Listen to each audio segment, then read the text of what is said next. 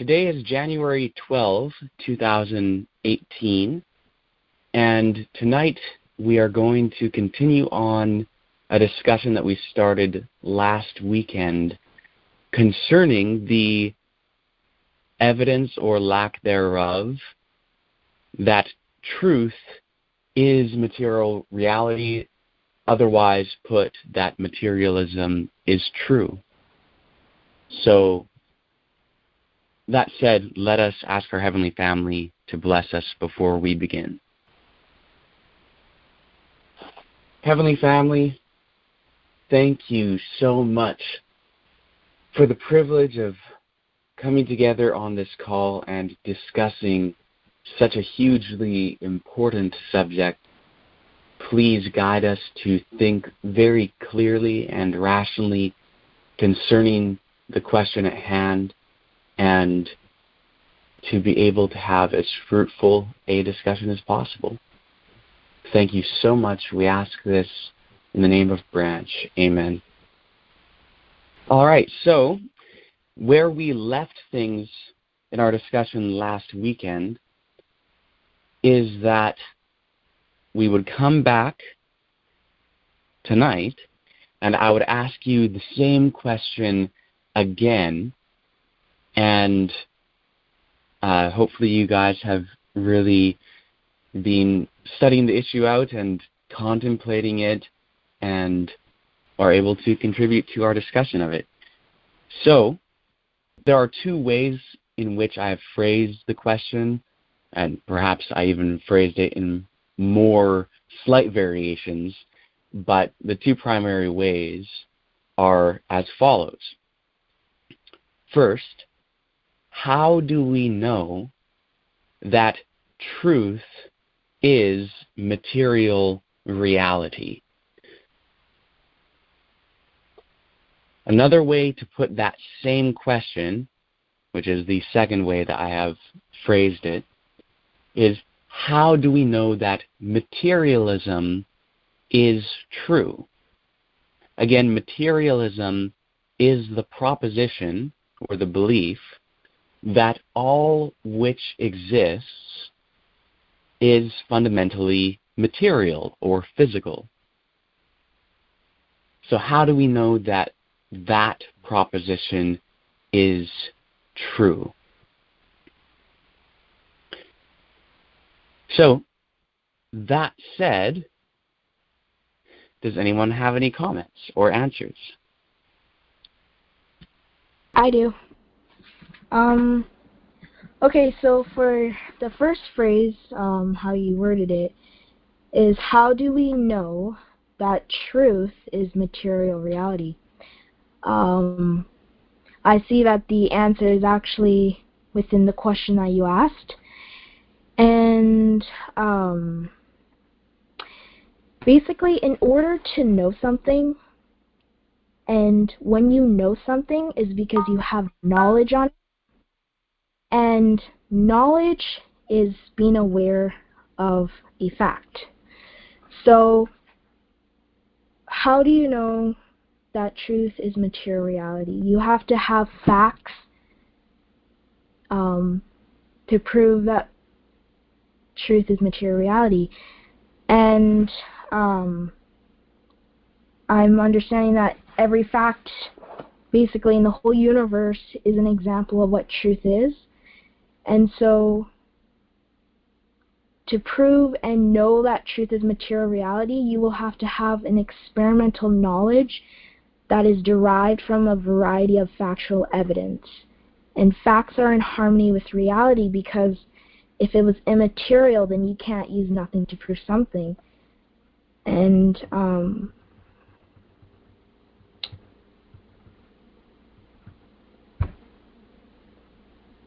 because I had another thing to say about it.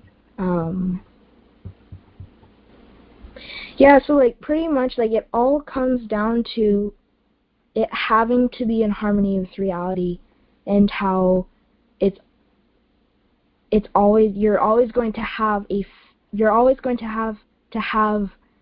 fact to prove that something is true. And Yeah. I think I follow what you're saying. Okay, so I basically agree with everything that you said. Like, I think that is essentially true.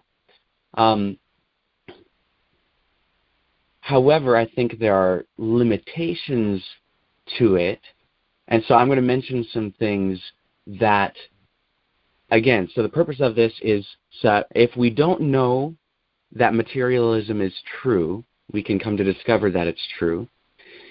And if we can know that it's true and actually accomplish gaining that knowledge, then we have the issue of knowing how to explain it, because there are objections that people bring to materialism. So, like one of the statements that you made there, every fact in the whole universe is an example of what truth is. I love that statement. Like, I think that that's awesome. But there's not so much a problem with it on its own, but a problem with it in regard to the question of how we know that truth is material reality. And that problem is simply that we do not have access to every fact in the whole universe. So let's just say, like, in the whole universe, there are, however many octillion facts. We may only have access to,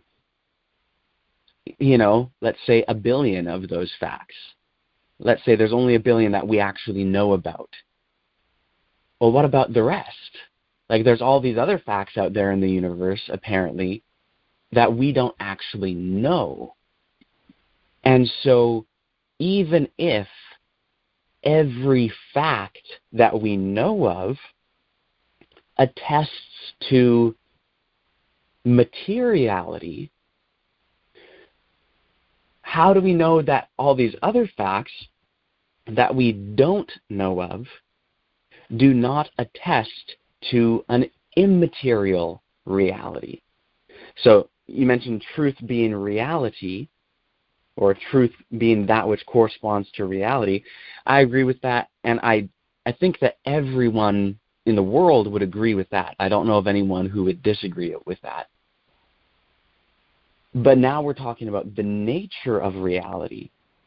Is the nature of reality material, or is the nature of reality not material, or is it a combination of material and immaterial stuff?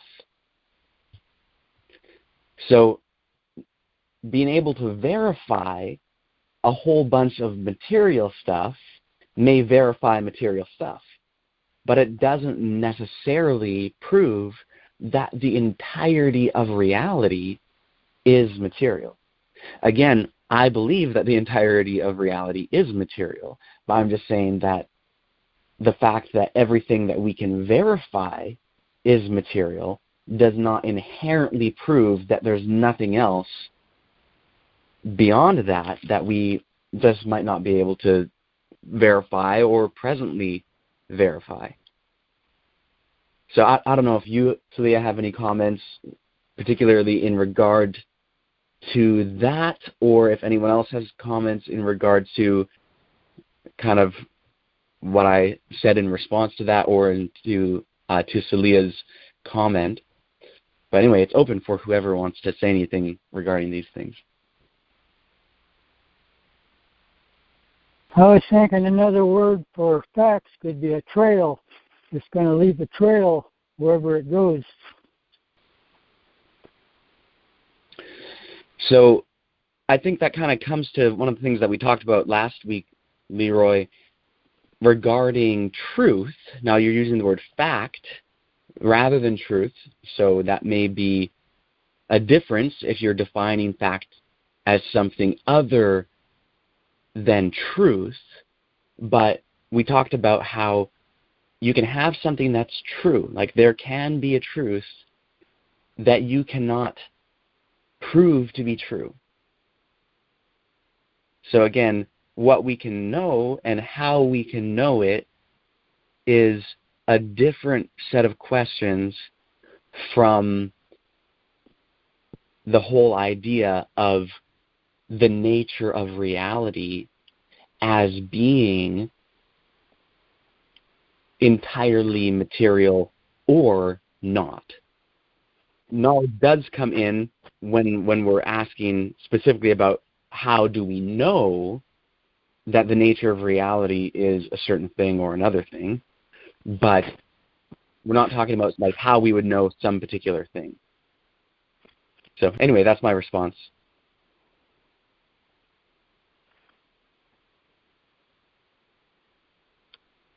Does anyone else have any comments on either Celia's comment or my response to it? Or again, Celia, if you have a comment on my response to it, that's fine too.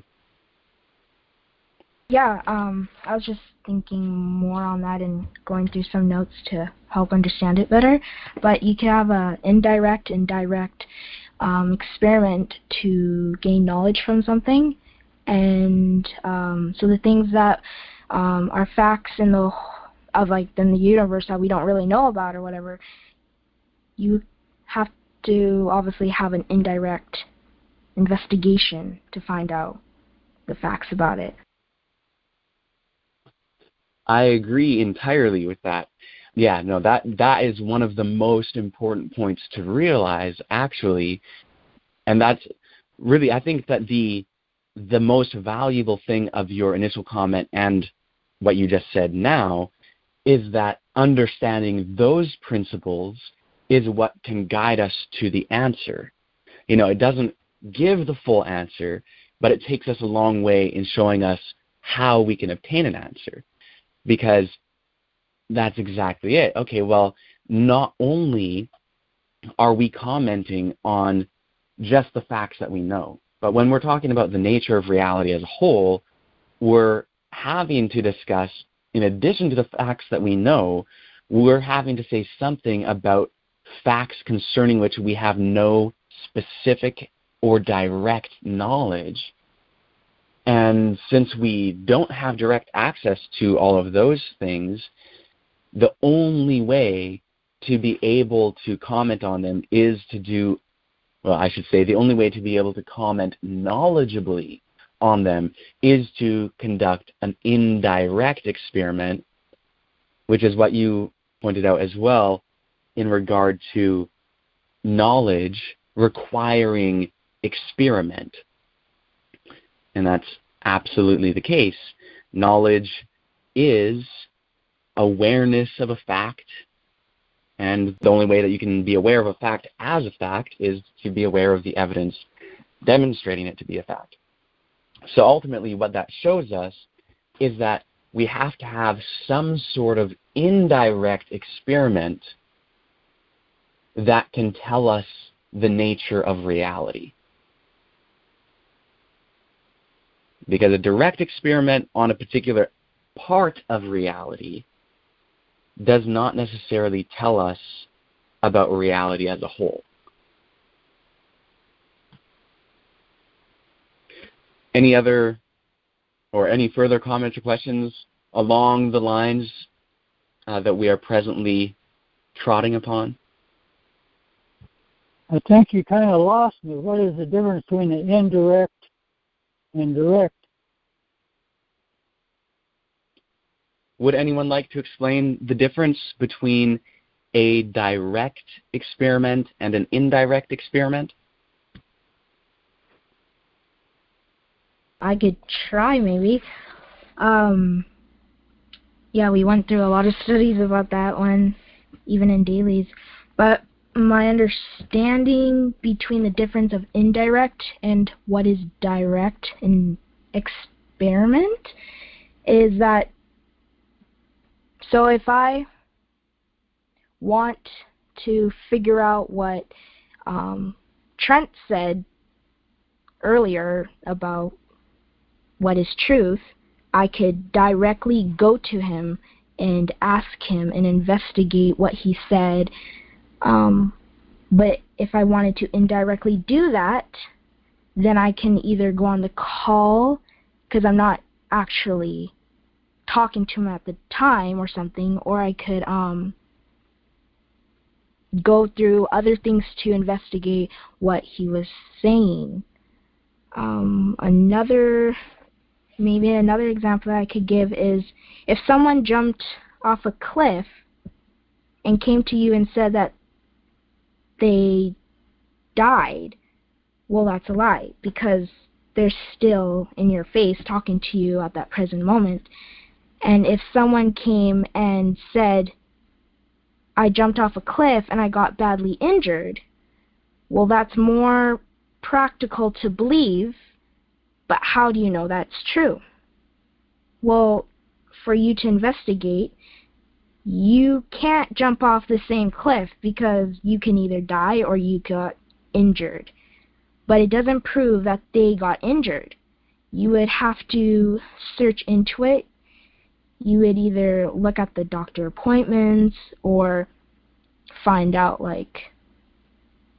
other symptoms as to how he would be able to get injured and all these other things, and to see if he had other friends or family or whatever, and if you're close with the person, if he was telling the stories to other people, then you could in a way to find out okay, what were the stories that he said to them compared to your story that he told to you. And if they're contradicting each other, then it's just a symptom as to why he could be lying or not. Okay, excellent. So in giving the examples that you gave, one of the things that crossed my mind, and it may have crossed others, is that there are actually varying degrees of directness in an experiment which might be conducted. So you can have, let's just use your first example of wanting to figure out what I said earlier. So one way would be to actually be there when the event is actually happening, which would be very direct. Another way would be to check in the recording later, which is also fairly direct. You're able to assess that yourself without something else. But then another way, as you mentioned, is you could check using other means, perhaps asking the people who are on the call, asking 5 of them, so what did Trent say at this point again? What did he say on this issue? And you could use the memory of different individuals to construct a fairly accurate picture, hopefully, of what I said at a certain point. So that's less direct, but it's still doing an experiment. And then on the second example that you gave regarding the cliff, I'll give a slightly different example using the same basic story.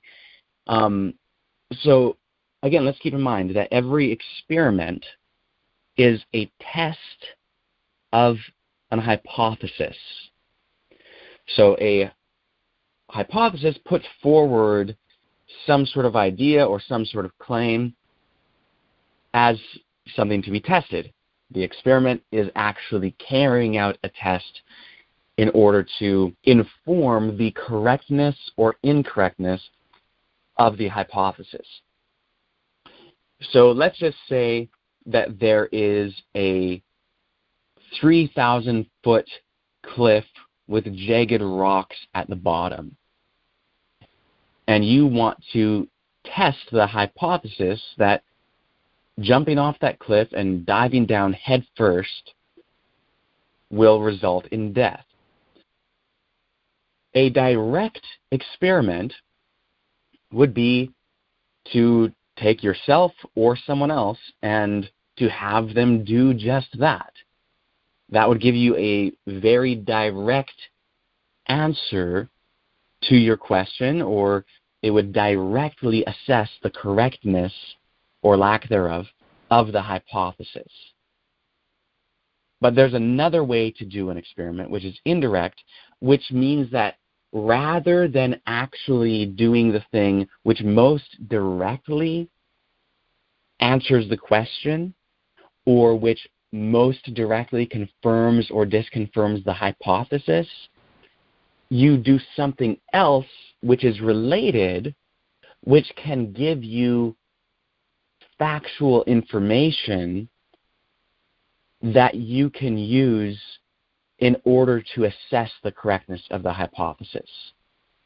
So, for example, you could construct a dummy that's the same shape as a human being and that weighs the same as a human being and that has a head that is made out of materials that would break with the same degree of ease and difficulty as a human skull, and you could toss it off the cliff and see if the skull breaks, of the dummy. So that's not actually having to have a person die. So it's doing a test that's not as direct, but it's still doing an experiment. But you could do an experiment that's even less direct than that. What you could do is you could research past instances of people jumping off or falling off cliffs and find out what happened using what would be historical methods, because you're examining things in the past. So you could find out, here's this report that this person jumped off this cliff while they were in 9th grade or whatever and ended up dying. Well, is that a made-up story or is that a true story? Well, you could contact the newspaper, verify it's a real newspaper, find out about the family, find the yearbooks of the person. They had yearbooks from kindergarten up till grade 8, and then they never got their 9th grade yearbook, and they're not around anymore. You could see there's probably their death record on the internet, their grave site, and all these other things. And you could verify that the story is legitimate and not fictitious. And you probably wouldn't have to go through as much detail as I'm describing to do it, but I'm just saying there are many ways to verify real happenings in the world, and then you can use those facts to say, hey, look, without me doing a direct experiment of me jumping off the cliff or getting someone else to jump off the cliff, I can verify this to be the case. But it's still doing a test. It's still doing experiments. You can even do it without doing past cases, just by understanding physics, understanding what happens when something drops, and understanding how objects interact with each other when going at different speeds, and so on and so forth. You can come to a real knowledge of what will happen. Like, you can experimentally come to a knowledge of what will happen if someone was to jump off a cliff without anyone having to actually do it. So that's an indirect experiment versus the direct experiment of someone actually doing it. Does that answer your question, Leroy, between both Celia and my comments? Yes. Thank you. Cool. Does anyone else want to put forward an answer to the overall question or have further comments on our discussion so far? I was a little late getting in. I didn't hear the question. The question was the same question that we talked about last weekend, particularly Saturday night. And I mentioned that on tonight's call, we would come back and I would ask the same question again, and then people hopefully will have really investigated the matter and contemplated it and so on, and can hopefully have an answer. So the question has two forms. Here's the first version of the question. How do we know that truth is material reality? The second version of the same question is, how do we know that materialism is true? Thank you. I have a comment that you couldn't do an experiment, like you can't prove non-existence. So I guess if you can't do a test on something immaterial, then how could you ever gain any information about it? Like, it's only possible to gather information on things that exist. Okay, so basically, would you agree that basically shows that it is not justified to believe in something immaterial? Because you can't gain knowledge of it, so therefore it is not justified to believe in something immaterial. Would you agree with that? Yes, I would. Yeah, I would totally agree with that too. I would say it's not justified. But what I wouldn't say is that the inability to prove the existence of immateriality does not constitute proof that immateriality does not exist. Do you see my point there? Yeah. I liked that, yeah. I see what you're saying. Yeah, but because here's the reason why I like your yeah there is because this may not have been what you were thinking, but the way it came across to me was kind of like as if you were thinking, yeah, but so what? I mean, if you don't have evidence in favor of it, then we're still left at the same point of not having any justified belief in immateriality. So just the fact that you can't disprove it is basically useless. Like, it's useless to just have it as it doesn't help someone who wants to believe in immateriality to not be able to disprove immateriality. So why even care, Right. Well, she says in Steps to Christ, What to Do with Doubt, she says it's impossible for finite minds to fully comprehend the character or the works of the Infinite One. To the keenest intellect, the most highly educated mind, that holy being must ever remain clothed in mystery.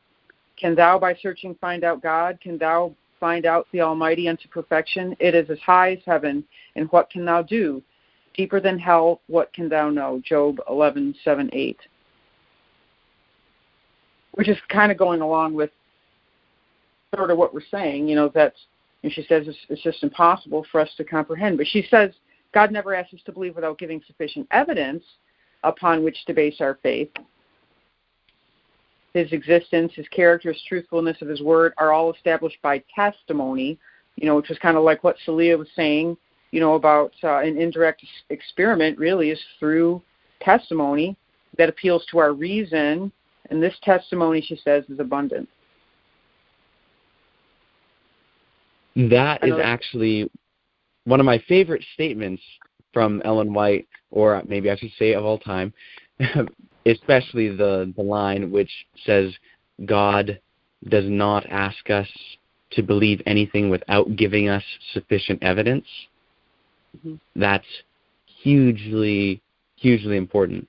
But yeah, the other aspects are all important too. Did you have more to say on that? No, I'm done. Okay, sure. Okay, does anyone else have any comments or questions along the lines of the conversation?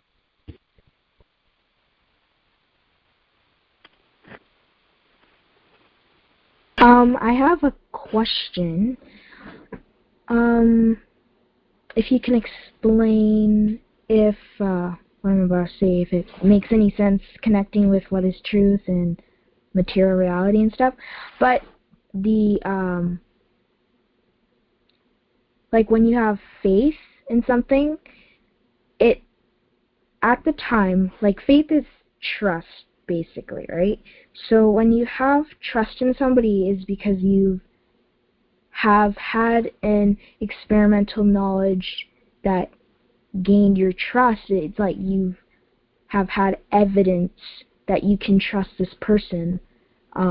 They are either telling you the truth or they're telling you to do a certain thing, and you trust them because there has been evidence from the past that's been shown.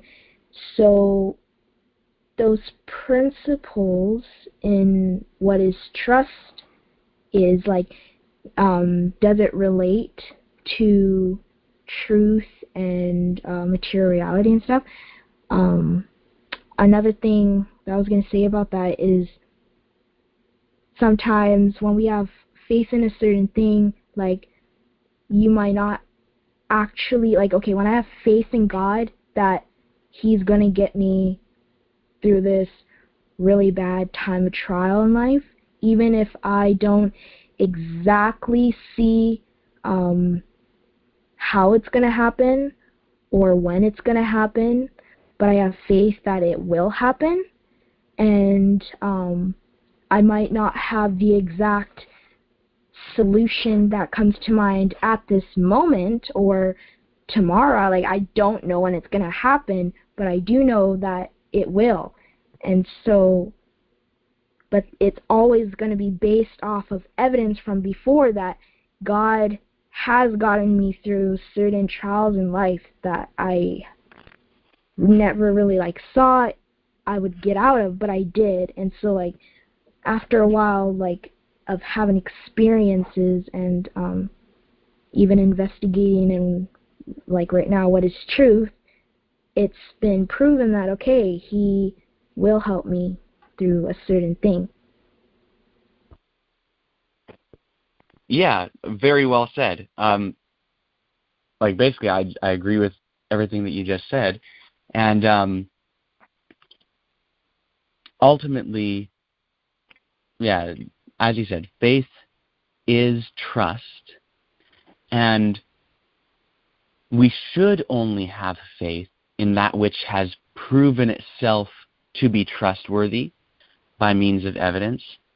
If something is shown to be unreliable, then one cannot justifiably trust it, and thus that's just the same thing as saying one cannot justifiably place their faith in it. So, yeah, and one of the things that you're highlighting, another way to put it, is that faith does not depend upon feeling, and it does not depend upon a feeling of certainty or confidence or anything like that, because you can genuinely have knowledge-based or experience-based faith in something, even an outcome of something in the future, even if you don't see how it's going to happen or you don't feel like it's going to happen or whatever. You can still know and trust in that because you are kind of moving beyond the temptations and the emotional draw to have despair or whatever it may be in anyone's circumstance, and go with what the evidence says regardless of our inability to see it or feel it. And that is what genuine faith is all about. It's going with what is evidently true in spite of lack of feelings that it's true or lack of whatever else. It's just going with the evidence no matter what and sticking to that evidence. And so, ultimately, like you said, you weren't sure exactly how it relates to the issue of what is truth, what exactly is the nature of truth. And of course, it's not like the ultimate answer to the question or anything, but it does bring to light important facts related to the issue. Does anyone else have comments or questions?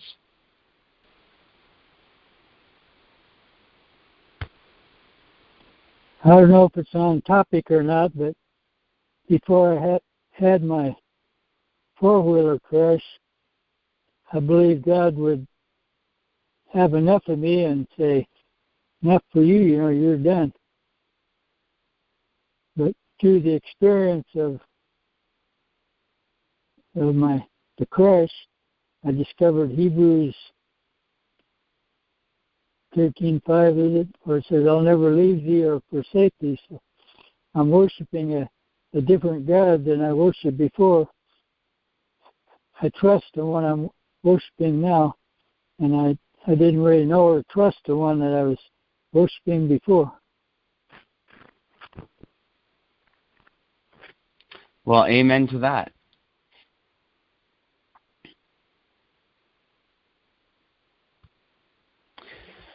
So I'll kind of reframe the question slightly, and I'll remind us all of some of the reasons why this question is really important. And I'll even remind us how we initially came to this question of how do we know that materialism is true. Last week I had asked, what do we have to say to the world? What do we have to offer them? And all of it really hinged upon materialism, because we have a moral message, but our moral message is also dependent upon our message in regard to the nature of reality as being material. And then materialism itself was also mentioned. Again, the proposition that all that exists is material. And the way that this relates to morality is that a truth-based morality system, that's what we're talking about, a truth-based morality system, both in regard to defining morality and solving the problem of immorality, but we're having to define truth. So if your morality system is based on truth, obviously, however you understand truth has a huge impact on that morality system. So the morality system which we put forward says that which is morally bad is that which is contrary to truth. That which is morally good is that which cooperates with truth, that which is in harmony with truth. Well, how do we define truth? That which corresponds to material reality. If reality is material in nature, or if we are going on the assumption that reality is material in nature, well, then that is going to be what we use to define truth and falsehood. But if that is not the nature of reality, if reality at least includes immaterial stuff, non-physical stuff, then we would end up having holes in our morality system.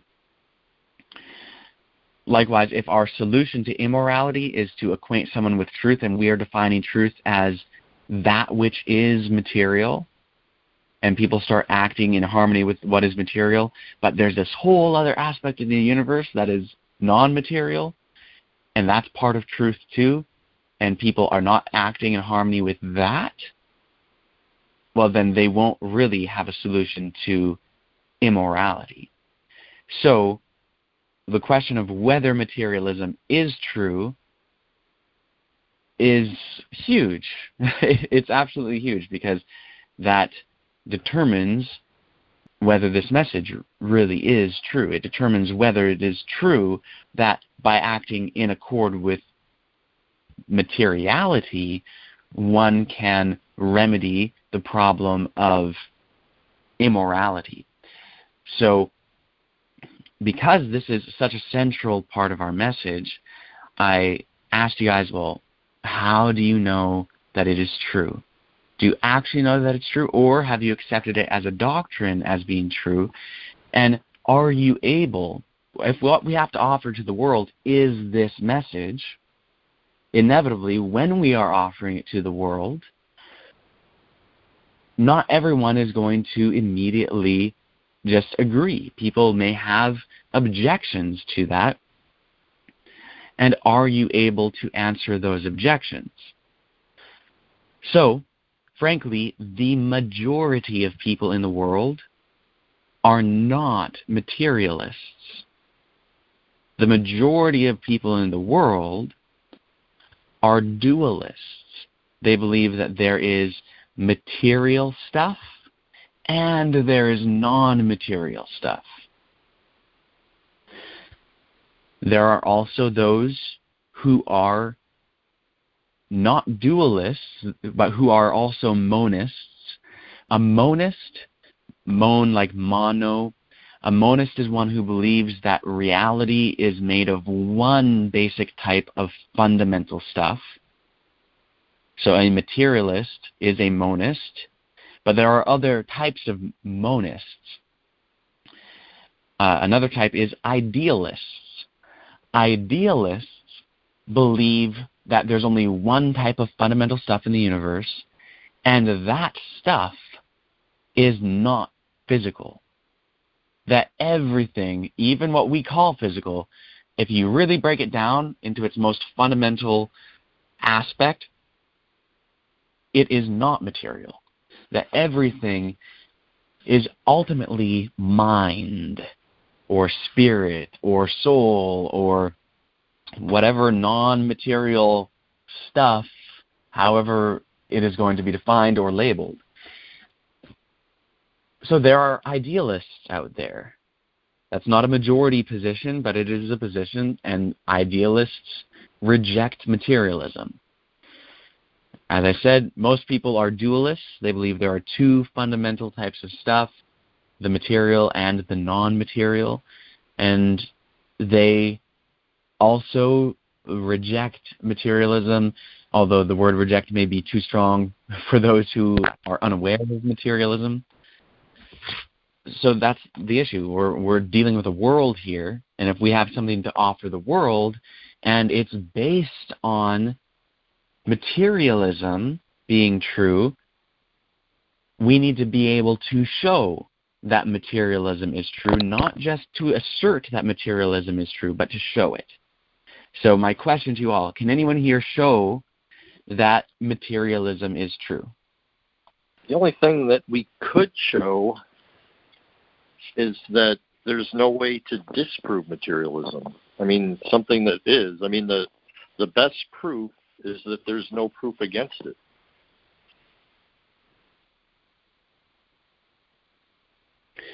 Okay, so let's think back in terms of logical fallacies then. Is it logically consistent, or is it fallacious to say that a lack of disproof is proof? That's a logical fallacy for sure.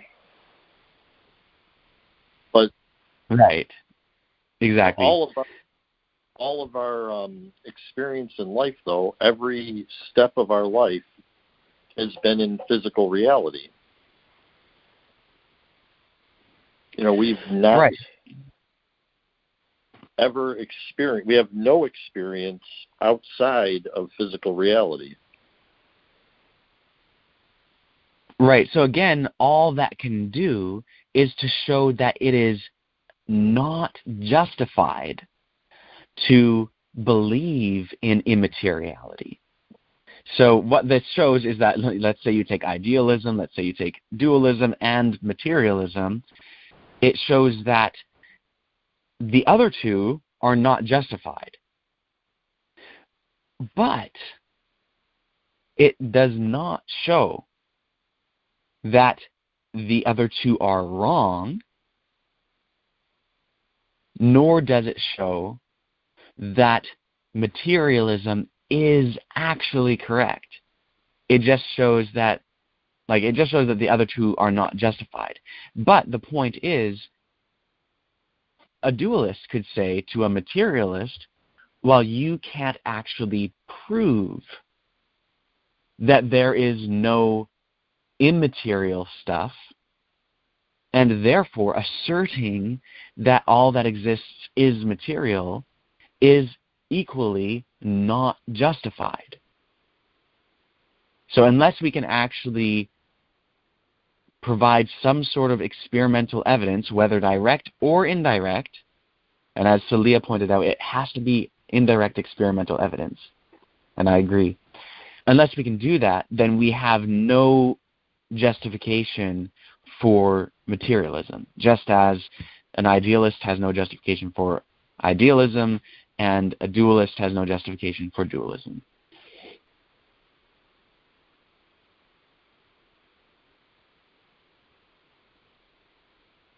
Trent? Yes? Let me know if you cannot hear me because the reception. I can hear you. Great. So how do we prove immaterial doesn't exist? So we learned that immaterial it's like spiritualism, falsehood, so things that cannot prove. Remember one example that you mentioned, like who's Santa Claus or where's Santa Claus? We don't know where Santa Claus is because Santa Claus doesn't exist. So who is Salima? There's no such person, Salima, even though I may mean like Melissa. So, well, also for this message, we learned that, we're studying materialism, but actually a lot of spiritualism in our tradition message because it's based on like where is God? Does God exist in one spot or different spot or all different spots at the same time? Where centralism is centralism, the centralism at the north side or south side, east side, where do we pray? And do we see God as a human being or God could be in a box? So I think that I can think of, or can you help me expand more?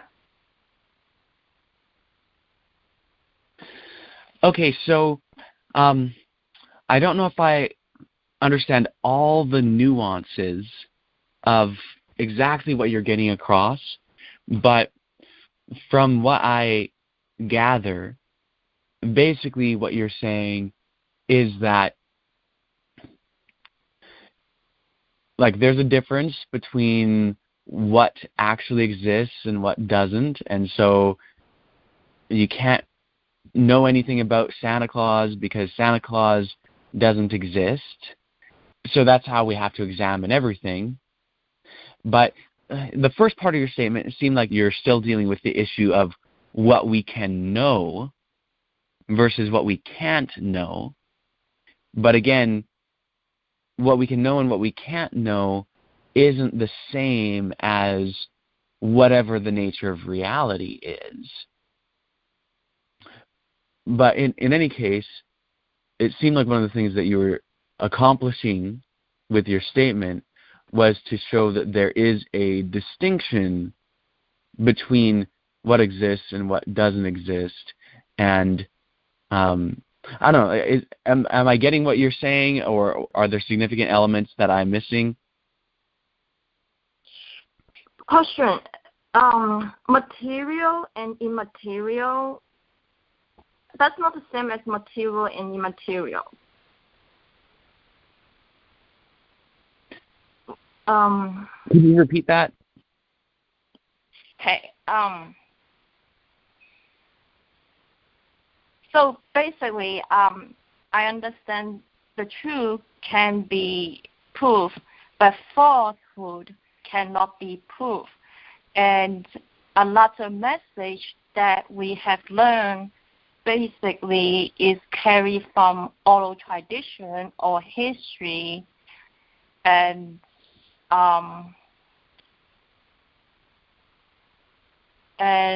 the true and the false cannot be both together, and the light or the darkness. And if things that we don't know, then we are supposed to just tell people we don't know, and then we need to do an investigation for the message, for the information. Okay, can you ask me more question? Okay, so there's one thing you mentioned: what can be proved and what cannot be proved. So what the message teaches is that what can be proved is what we should believe to be true, and we should not believe anything that cannot be proved. And when we say prove in this context, we don't mean to remove every opportunity to doubt. We just mean to have the preponderance of evidence to be indicative of that conclusion. So everything that can be proved is true, and we should believe it to be true. And everything that cannot be proved is either something that is not true or something that is true, but we don't have enough evidence to show it, and therefore we shouldn't believe it until or unless there is evidence to show it. So here's the thing. Immaterial versus material is different from what you can't prove versus what you can prove. Because there could be something that is material, but that we cannot prove to be true, at least at a given time. So, for example, it was only recently that scientists proved that galaxies exist. And when I say recently, I mean within the past couple hundred years. Prior to that, no one knew that there were galaxies. But that didn't mean that they were not material. It just meant that until it was discovered, no one would be justified to believe it. No one had proof, but it was still material. It still existed. It was there always. It was always true. It was always material, but you couldn't know that it was true at that point. So that shows really that there's a difference between what you can prove and what actually is true, or what actually is material. Likewise, if you can disprove something, you can show that it is not true. But just the lack of being able to prove it doesn't show you whether it's true or not. So what we're dealing with in this conversation is not about what can be proved versus what cannot be proved, and it's not about what we should believe or what we should not believe. It's about how can we know the nature of reality as being material. So does that address the issues that you're mentioning, Rachel? Oh, so in other words, can I say immaterial is non-existent? Well, that's a question to ask, but here's the thing. Materialism says that immaterial, the non-material, is non-existent. But that's actually the issue at hand. Is that true? Of course, materialism says, yes, that is true. But someone who believes that immaterial things exist would not agree with that. They would say that, no, that which is immaterial does exist. It's just a different kind of stuff from material, but it still exists.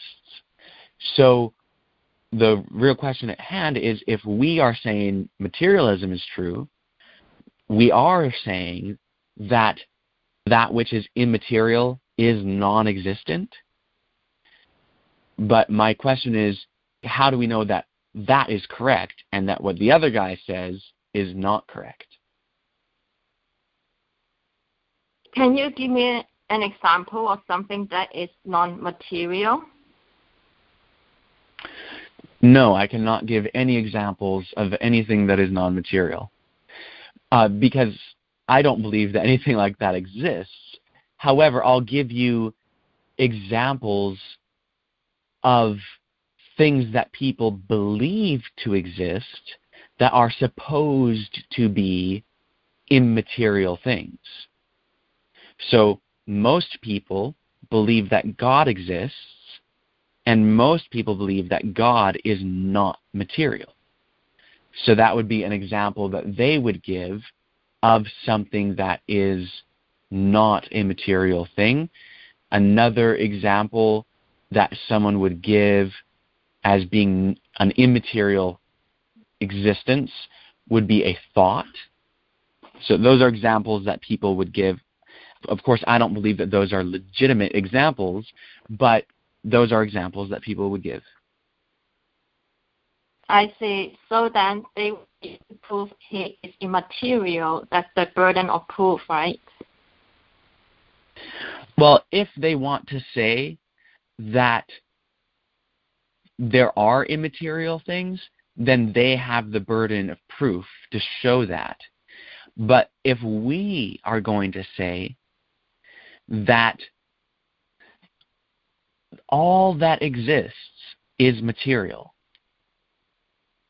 then we have the burden of proof to show that.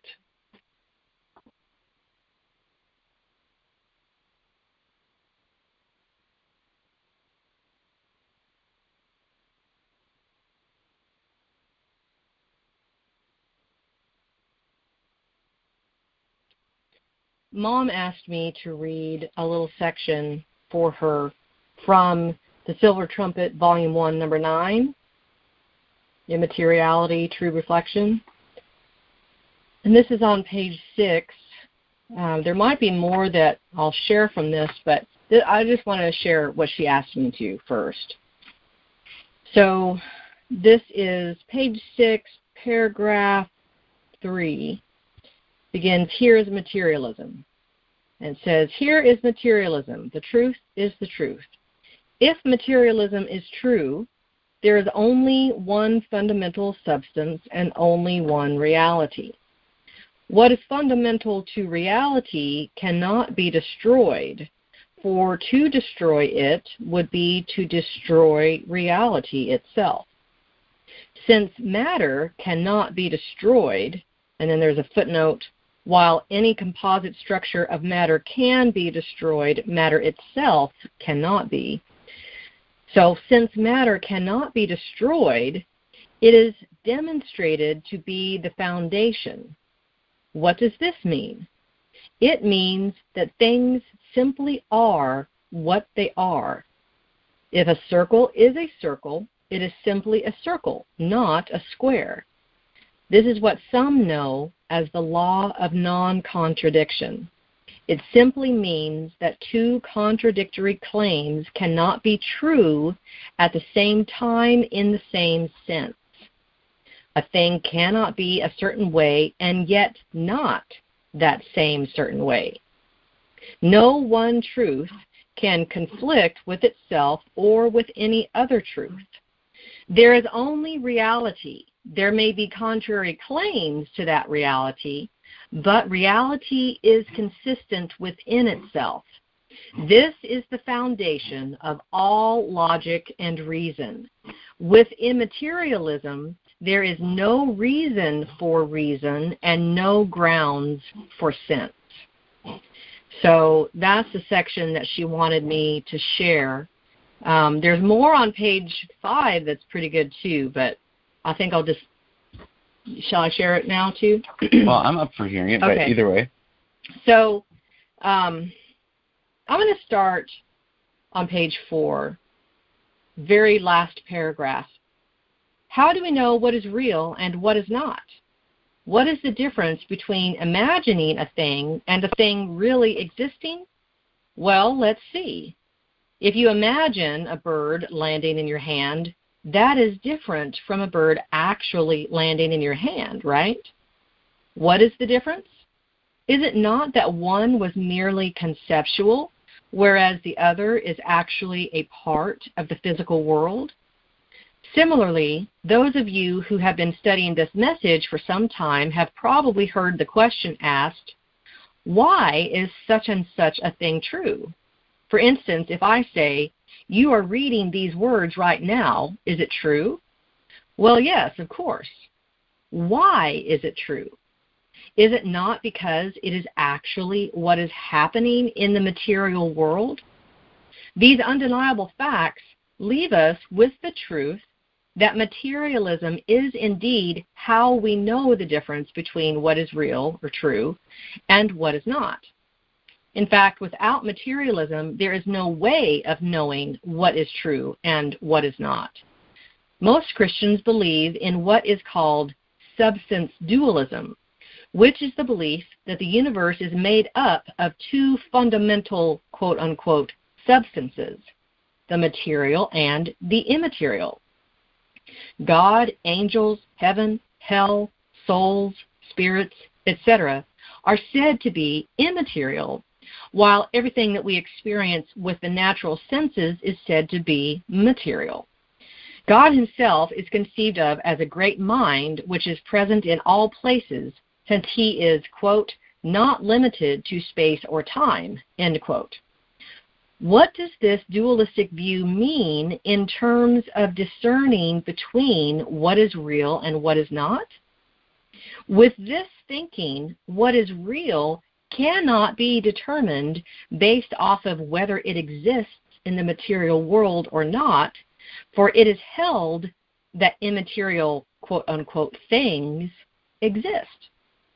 Since the, quote-unquote, mind is conceived of as immaterial, and what is immaterial is held to be real, then how does one distinguish between imaginings and reality? What justification would there be for not holding everything we conceive of as being true? Here's the truth. Immateriality is non-existent. In fact, we cannot even conceive of the thought of immateriality. All we can do is try not to think of anything. Herein lies the primary subject of this article. How does immaterialism affect one's thinking? Ellen White was correct. To believe in the immaterial virtually destroys God, for it makes him nothing. More than that, it destroys any and all justification and ability to discern between what is real and what is not real, what is true and what is not true. Materialism is the foundation of truth. To destroy it is to destroy all.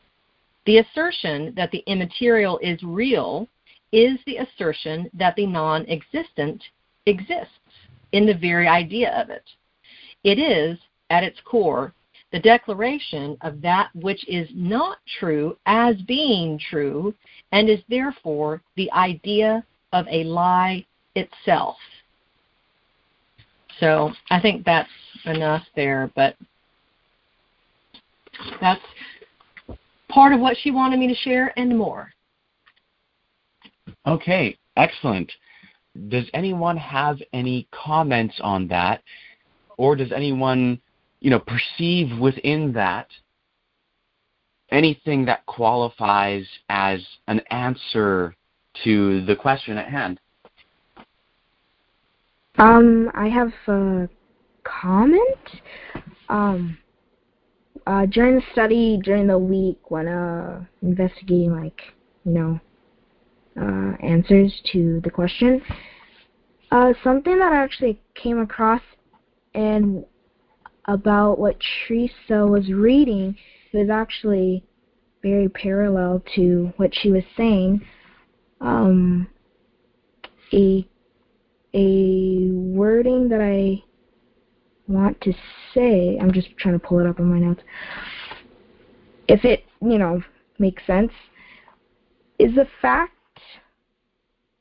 that act physical world, in the material world, the external, objective, material experience that we all share, that is actually what defines reality. That is a fact. It is demonstrated in every experience in life. Reality is what takes place in the material world. Truth is what corresponds in reality. Truth, by definition, is what takes place in the material world.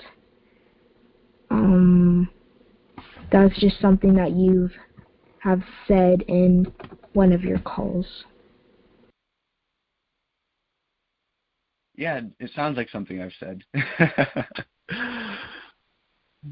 Yeah, okay. Yeah, good comment.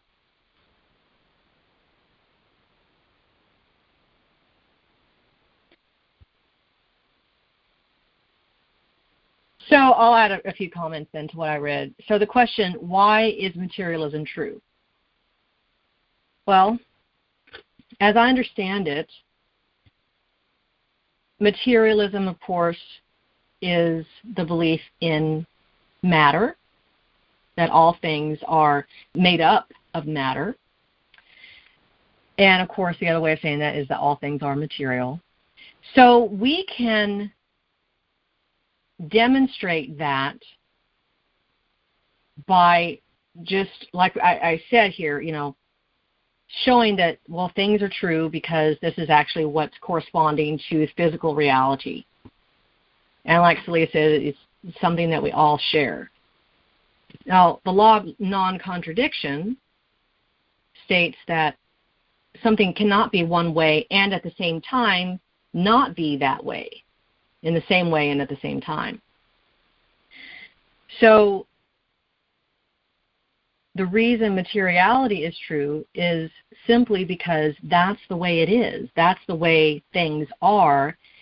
It corresponds to the physical world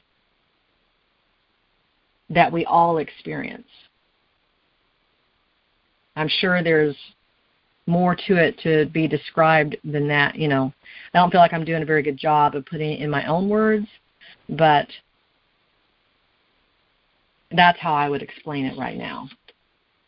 Okay. And the true reality can pass the test. So not just me can test it. It's true. And if that's true, that's the way it is, then you can do the same experiment, and we also can come out the same result as well, too. Yeah. So that's a way to establish any particular part of reality, again, but the whole thing of establishing materialism itself as being true. So I'm curious, can anyone, with the things that Teresa read, can anyone kind of repeat an idea or any, like several ideas or whatever, found there that are actually evidence in favor of materialism or evidence against the existence of the immaterial? What about the fact that immaterial destroys reality? To destroy materialism is to destroy all. What is true, let's see, how does it say that? It destroys any and all justification and ability to discern between what is real and what is not real, what is true and what is not true. Why is that? The assertion that the immaterial is real is the assertion that the non-existent exists. So at its core, and I'm just reading still here how it's stated, at its core, the idea of immateriality is the declaration of that which is not true as being true, and therefore the idea of a lie itself. So that's a statement, that's an explanation. Like what you just read from my words is an explanation of that, but what's the evidence that that's true?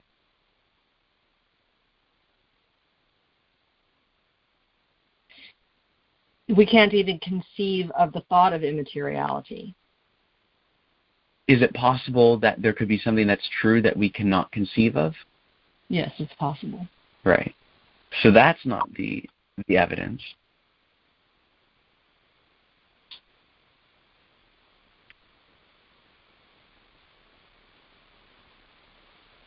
I wonder if you should read the section again, and because I'm hoping that you guys I was hoping that you guys were catching it as she was reading it, because there's several things pointed out there that are actually explaining the truth of materialism and how it can be known to be true, and so on. Yeah, it's so strange. I mean, I feel like it's right here in front of me. You know, the truth is that materialism is indeed how we know the difference between what is real and what is not. Without materialism, there's no way of knowing what is true and what is not. So why is that, though? Because there's no evidence. Because if you don't have any substance, you have no evidence. So there's no way to know something without evidence. That's true, in a way. That's like under one nuance of what I'm asking, that's true, but that's not the nuance of it that addresses the validity or lack of validity of materialism itself.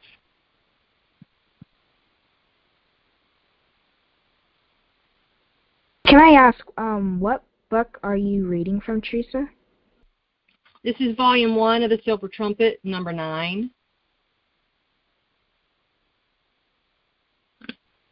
Okay, thank you. Yeah, and I read it from page 4 to 6, basically. Okay, let me try one more time. It's the nature law, the true reality.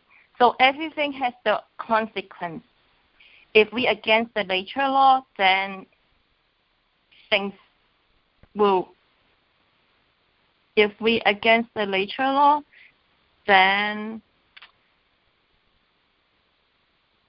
we'll see the truth is not correspond to the reality. But the science, like for example, science is the perfect example, and experience.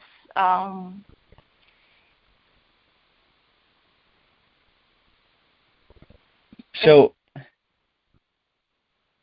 I just wanted to say that.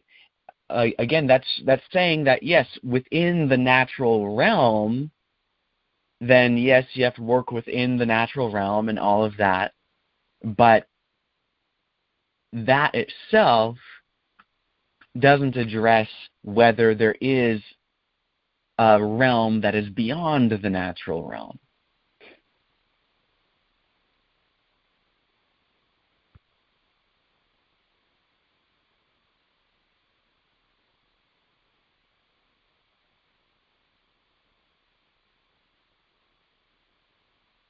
Well, the last thing I'm going to say, and then I can't think of anything else to say, Okay.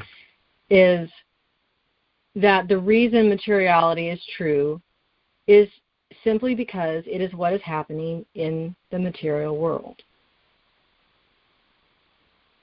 Okay, so that would only be able to address whether materialism is true in the material world, which doesn't address a potential realm beyond the material world. So I don't think that it works to say that the reason why materialism is true is because that's what is in the material world, because the whole idea of saying something other than materialism is that there's something more than the material world. So you have no justification, you have no reason to believe in anything immaterial because you have absolutely no evidence for it. Right, but having no reason to believe it is not the same as having reason to say that it's false. Mm-hmm. Yeah. So, okay, so here's the thing. I'll ask again, just because there were at least 2 or 3 things in what Teresa read that actually give evidence in order to answer our question. There are more things that could be said. Why is it so difficult for us to see if it's evidence? Right, exactly. And so this is the interesting thing that I'm finding interesting, that Teresa read the statement, and so it's like, okay, what I that's think is evidence evidently isn't evidence. Because everything I'm proposing as evidence, you're saying is not evidence. Right. So because the aspects that you pointed to are things that are an explanation, it's making the claim, but it's not actually, like, it's explaining the idea, but it's not explaining the evidence. Whereas other elements within what you read don't just explain the claim, but actually explain the evidence.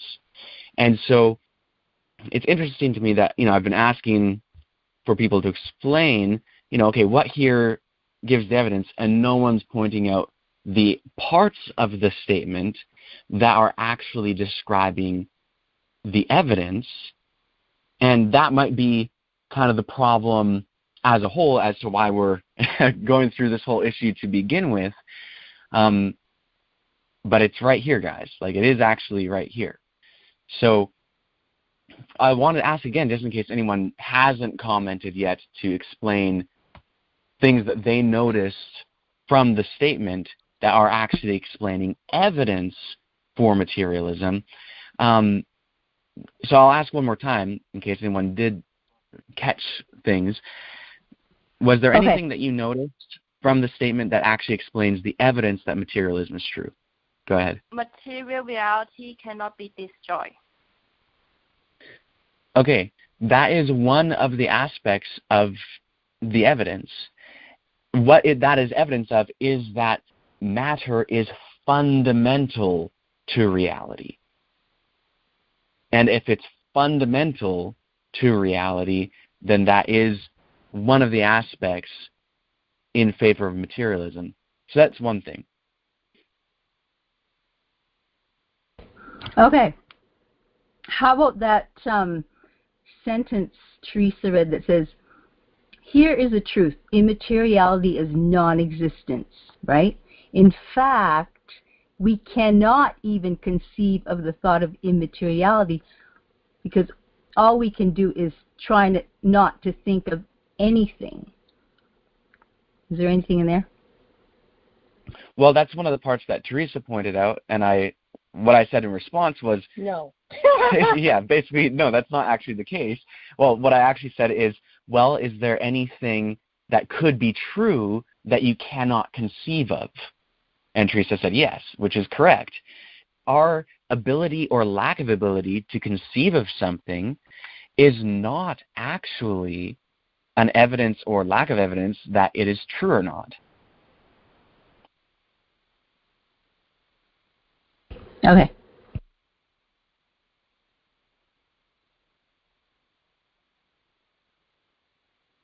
It's so weird because I feel like I've basically stated almost everything that I read. And everything that I've said, you've said no. So I don't get it. You're going to have to, someone else is going to have to explain it to me. There are several elements that you haven't stated from what you read. I can just read it all again, and you just stop me when I say the right thing. How about that? Right. Well, but I want people to actually really think of it and consider it. I'm happy for it to be read again, but it's not that I'm going to point out everything because I want people to think like.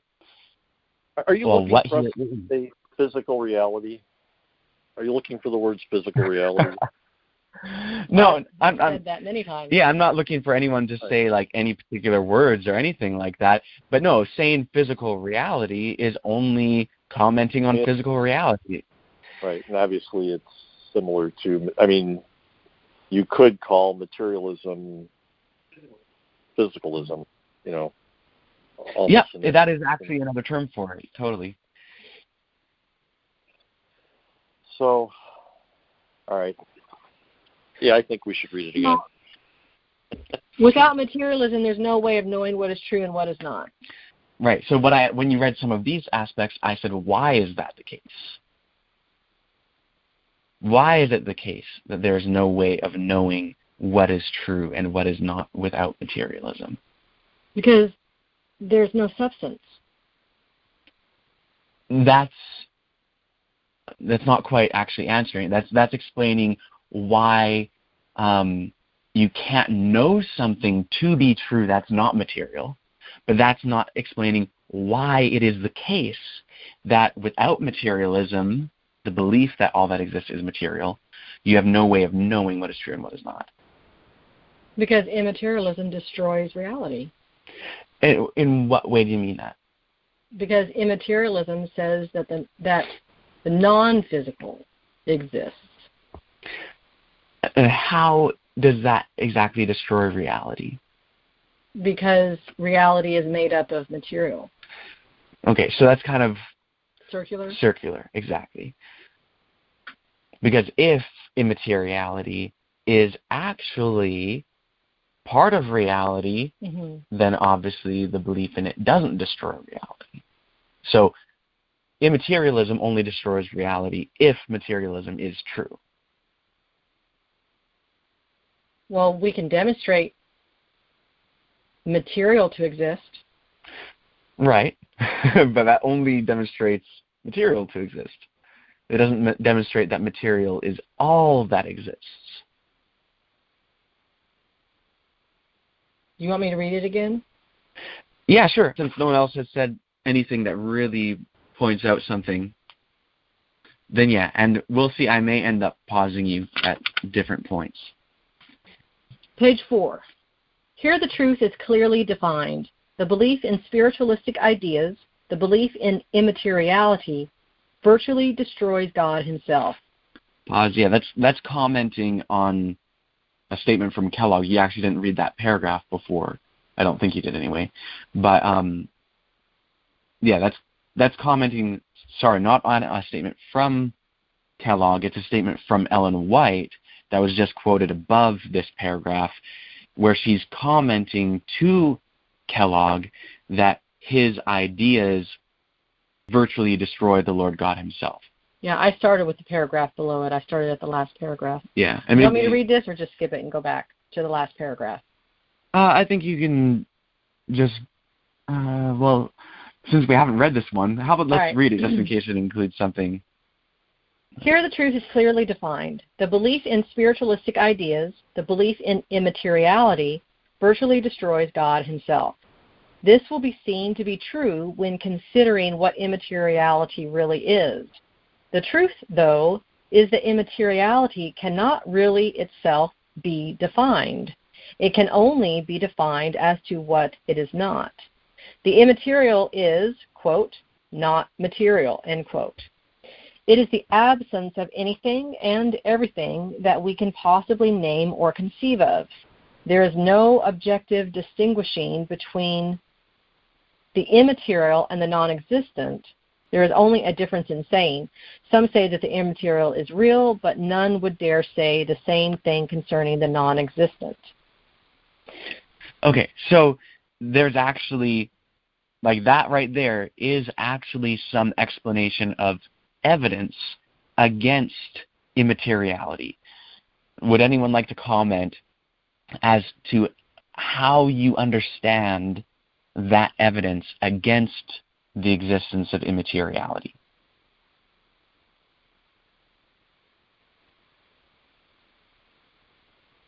Just that it can't be defined. If something can't be defined, then you can't hold it as truth.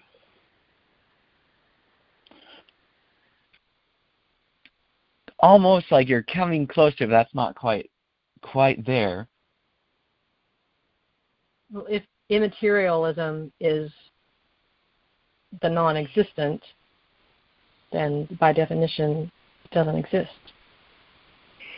So if the only definition for it is that it is not, then by definition it is not. It doesn't exist.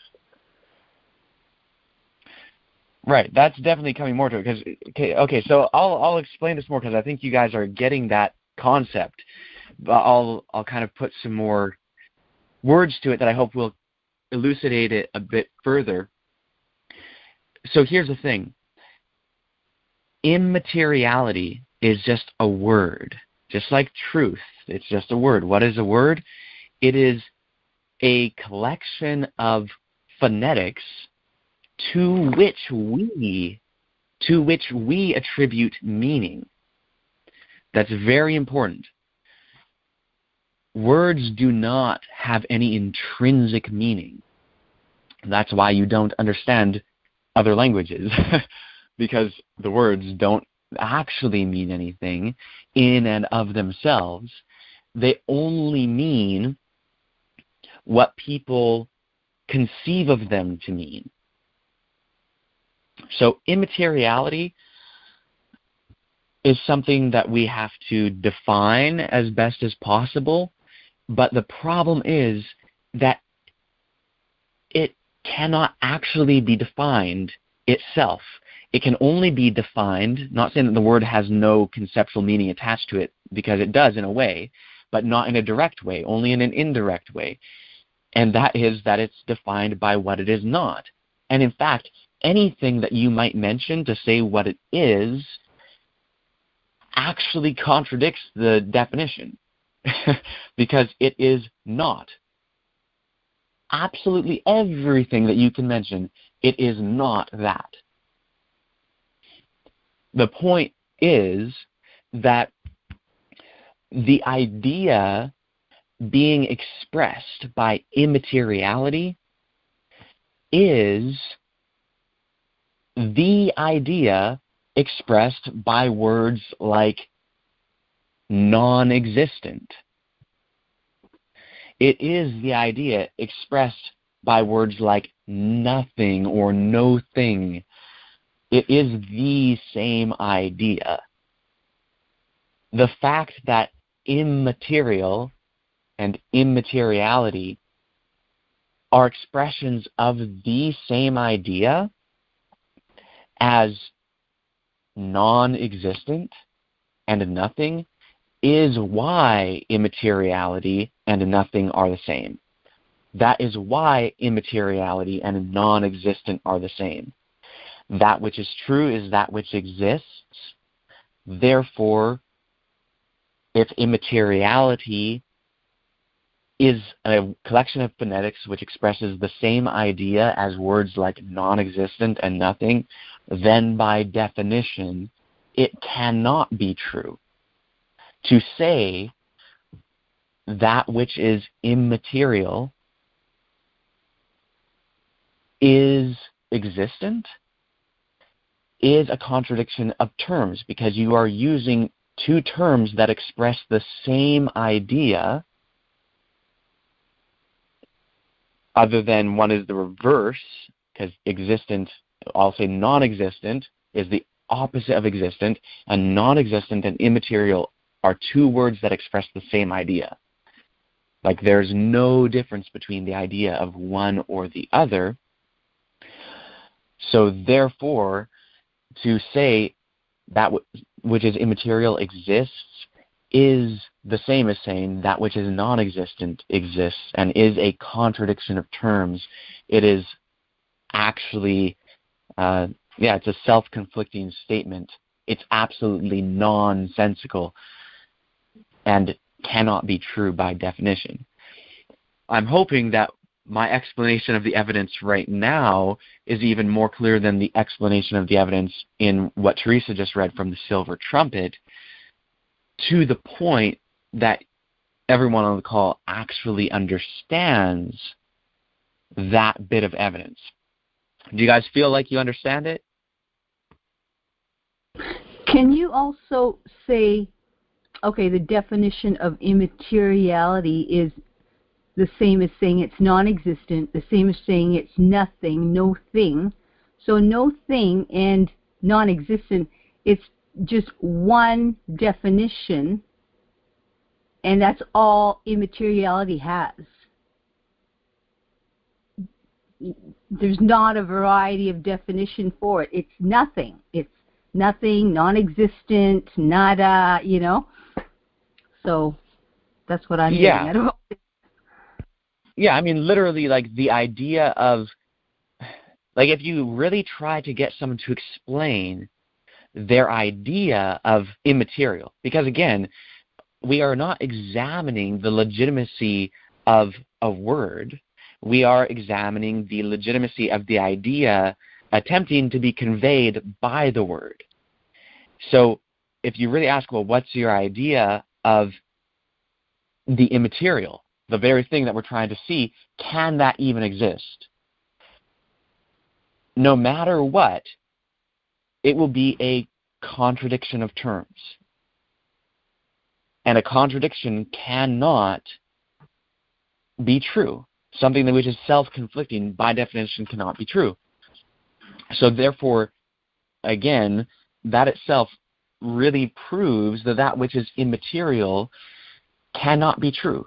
Now, if someone wants to redefine the word immaterial and use it for something that is actually different from non-existent and different from nothing in its actual concept, like something that actually has properties, well, then that can be examined on its own right. That claim can be examined differently, but that's different from the meaning of the term immaterial. Because again, even the word immaterial is actually a word which is to convey the negative of material. Immaterial has material as its base word, but it's saying it's the negative of material. So the whole concept being expressed by the word is a concept which is the same as nothing or non-existent. It is just negative of anything that anyone can ever mention. And like when someone starts to describe, like someone says, well, I believe in God and I believe that God is immaterial. All right, now describe God. And now they are in a place where they either are going to be restricted to using terms which are only saying what God is not, which some people do. Some people, in describing God, will only say what God is not, like, oh, well, God is beyond space and time, or God is not material, or whatever. So that's some of how people define God, in which case they're not actually defining anything. They're just saying something is not something else. So that's not actually giving any sort of definition. Or they will have to start to contradict themselves. Oh, well, I believe in God, and God is an immaterial being. God is a being. Okay, well, what do you mean by being? Well, now if they're going to give a definition of being, they will end up giving something that violates immateriality. They will end up saying something that's a conflict with immateriality if they are going to define being. Because they're going to start describing things that are actually material. Oh, well, what is God? Oh, well, he's... What? He? So gender? Okay, now you're using terms of biology. Okay, so you see the point is that once someone attempts to describe their idea of what they consider an immaterial thing, they either reveal that what they are talking about is not actually an immaterial thing, or they fail to define it entirely because of only giving negatives. Well, it is not this. It is not this. It doesn't matter how much you say what something is not, you're still not defining what it actually is, at which point the definition of immaterial and non-existent remains the same. You're still describing something, which, see, that's the point. You can't even say something. You're still putting forth a concept that is the negative of all properties. So, yeah, hopefully that explained it more and helped you guys to grasp it more. Is that the paragraph Teresa read? Are we corresponding what we're talking about to that sentence that says, it is the absence of anything and everything that we can possibly name or conceive of? There's no objective distinguishing between the immaterial and the non-existent, etc.? That one? That sentence is explaining the idea. So the the paragraph that we're commenting on right now is the one, it's on page 4. It's the 5th paragraph, starting out saying, here the truth is clearly defined. I'll read it again here, and I'll comment on it a little bit as I go. This will be seen, and this being the fact that immateriality virtually destroys God himself. Anyway, this will be seen when considering what immateriality is. The truth, though, is that immateriality cannot really itself be defined. It can only be defined as to what it is not. The immaterial is, quote unquote, not material. And this is the next sentence, I think, is the one that you're talking about, right? It is the absence of anything and everything that we can possibly name or conceive of. Yes. Okay. So I thought you were referring to the other one in the other paragraph. But again, I want to point out that it's not the inconceivability element of it that is evidence that it's not true. It's actually the definition of what it is not, I guess, is the best way to put it. So there's no objective distinguishing between the immaterial and the non-existent. There's only a difference in saying. Some say that the immaterial is real, but none would dare say the same thing concerning the non-existent. So when I say there's only a difference in saying, I'm just pointing out that people are willing to say certain things about the term immaterial that they're not willing to say about the term non-existent, but the idea conveyed through each term is the same.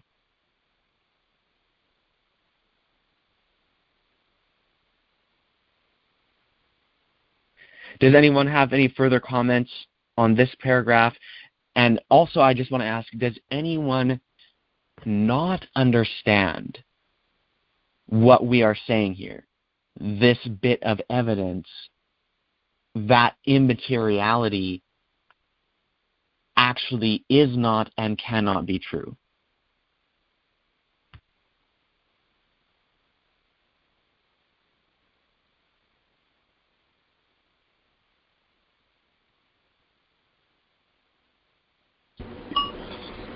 Well, I don't want to ask you to repeat it again, but I really need to, for myself anyway, need to really just dissect it and analyze it more.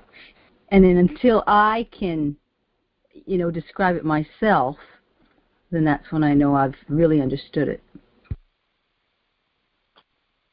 That's good. I'm very glad that you said that, because here's the thing. Realistically, like if anyone here just said, okay, yes, I understand it, I would then ask you to repeat it, to explain it, because that's very, very important. So I like, Anna, that you said, well, I'll study it more so I can repeat it, and then I'll know that I actually understand it, because anyone here may have the feeling of understanding it, but if you cannot express it yourself, you don't actually know whether you understand it. So I just want to say this is one element, and this is a huge element as to how we know that immateriality does not exist, that it cannot exist, because the very idea of it existing is a contradiction. Because the very idea of it is the idea of the absence of all properties and so on and so forth. So it's indistinguishable again. It's not this, it's not that, it's not that. Indistinguishable from non-existence or nothing. So I want you guys to really consider that element and learn to be able to express it, because that's how you will know whether you really understand it. And also, that's how you will be able to help someone to understand materialism and to see that it is true. The next element is actually in the next paragraph. It also explains further evidence that materialism is true. and immaterialism is not true. It says, how do we know what is real and what is not? What is the difference between imagining a thing and a thing really existing? And then it goes into explaining that more. But we won't go into that right now, simply because we've been on the call for 2 hours already. So anyway, I want you guys to really consider the first element, which we can sum up as saying that immateriality cannot be true, because the idea of immateriality, by definition, is antithetical to reality. It is actually just not everything that is real, that is existent, etc., etc. And thus to propose that it's real is a contradiction of terms. So anyway, I think we'll leave it at that for tonight, and then tomorrow we'll come back and continue this discussion. So, with all that said, does anyone want to thank our Heavenly Family? I can. Dear Heavenly Family, thank you for the meeting tonight, and thank you for the things that you teach, and so that we can learn what truth is inside and out, so we can explain it to others and hopefully change the world with the truth and love that you give. And please be with each and every one of us as we investigate more, so that we can understand these things better. And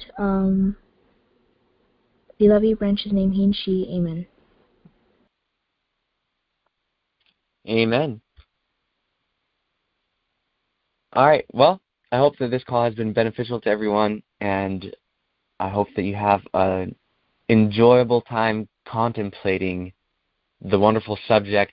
And I hope that you guys, between now and the meeting tomorrow night, read through this section in the Silver Trumpet, Volume 1, Number 9, pages 4 to 6. Again, there are other places in our recordings and literature that explain some of this more.